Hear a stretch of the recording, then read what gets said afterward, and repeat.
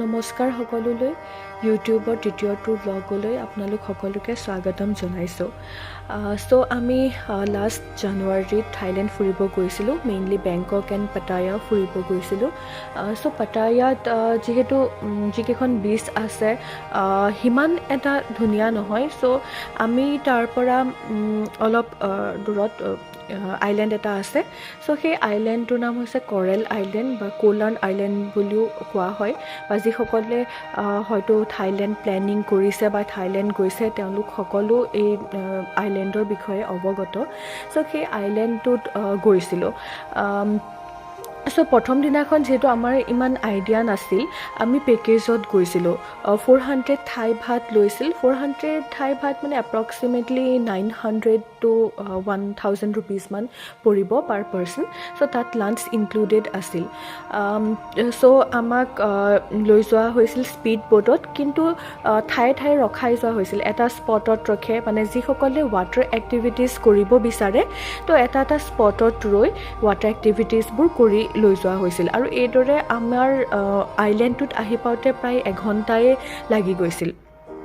আৰু তাত যিহেতু বেলেগ টুৰিষ্টসকলো আছিল, সকলোকে তেনেকৈ লাষ্ট শ্ব'ত যেনেকৈ ইয়াত দেখিব পাইছে বহিবলৈ যে থাকে সেই চেয়াৰ্ছবোৰ, তাত জাষ্ট 1 hour টাইম স্পেণ্ড কৰিব দিছিল। আৰু ফাৰ্ষ্ট শ্ব'টো নহয়, লাষ্টৰ ফালৰ কেইটামান ছিটত বহিব দিয়ে, এঘণ্টা থাকিব দিয়ে। তেওঁলোকে টাইম বান্ধি থয় যে 2টা বজাত আকৌ ৰিটাৰ্ণ হ'ব লাগিব।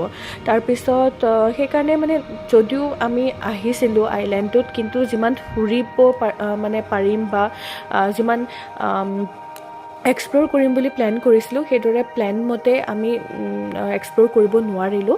এঘণ্টাৰ পিছতে যিহেতু উভতি যাব লগা হৈছিল থ্ৰু স্পীড বোট।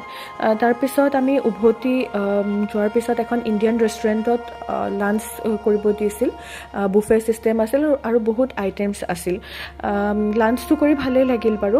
আৰু তাৰ লাঞ্চ কৰাৰ পিছতে তেওঁলোকে আকৌ গাড়ীত থৈ আহে হোটেললৈকে। আপোনালোকে যদি ৱাটাৰ এক্টিভিটিজ কৰিব বিচাৰে দেন এনেদৰে পেকেজত আহিব পাৰে।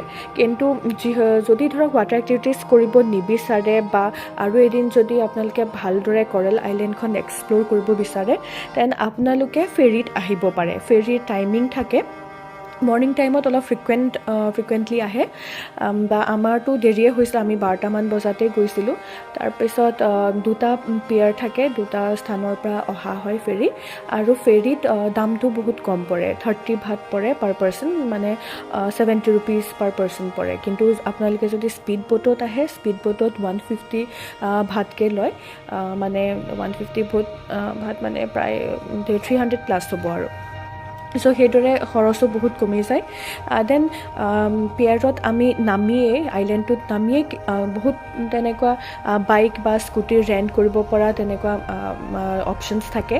তাৰপিছত তেনেকৈ দাম দৰ কৰি আমি 200 ভাততে এখন স্কুটি ৰেণ্ট কৰিছিলোঁ। আৰু সেইখন স্কুটিতে আমি আইলেণ্ডটো ভালদৰে ঘূৰি পকি, তাৰপিছত এখন লিষ্ট ক্ৰাউডেড এখন বীচ একচুৱেলি বহুত কেইখন আছে। এখন বীচতে মানে বহুত বেছি ক্ৰাউড হয়, য'ত একচুৱেলি ৱাটাৰ এক্টিভিটিজবোৰ কৰি বা পেকেজত মানুহবোৰ আহে। কিন্তু তাৰ বাহিৰেও মানে বহুত কেইখন বীচ তাত আছে আৰু বহুত ধুনীয়া হয় আইলেণ্ডটো, আপোনালোকে ইয়াত ভিডিঅ'ত দেখিবলৈ পাইছে। আৰু এতিয়া যিটো ৰাস্তাত আমি গৈ আছোঁ, ভিডিঅ'টোত যিখিনি দেখা পাইছে, এনেকৈ অলপ ষ্টিপ টাৰ্ণিং এটা আছে। টাৰ্ণিংটো লৈ একেবাৰে ওপৰত গৈ ওপৰৰ পৰা মানে বহুত ধুনীয়া দেখি, আৰু পাটায়া চিটিখনো ওলাই থাকে আৰু লগতে সাগৰখনো ওপৰৰ পইণ্টটোৰ পৰা বহুত ধুনীয়া দেখি আপোনালোকে এতিয়া দেখিবলৈ পাব।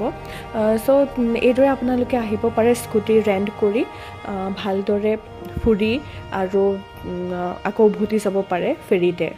আৰু ফেৰীৰ টাইমিং থাকে, সেইটো আপোনালোকে ভালকৈ মন কৰি ল'ব।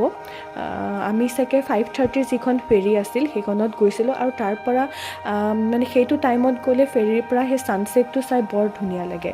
আমি ছানছেট দেখিবলৈ পাইছিলোঁ ফেৰীত গৈ থাকোঁতে।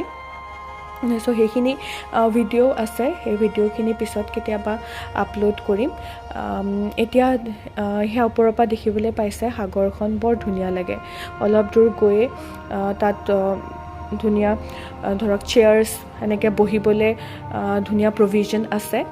আৰু এয়া দেখিবলৈ পাব এতিয়া হয় ইয়াতে বহি বহুত ভাল লাগে বহুত ধুনীয়া হাৱা এটা মাৰি থাকে আৰু সাগৰখন সন্মুখত ৰৈ আৰু হাই পইণ্টৰ পৰা চাই বহুত ভাল লাগে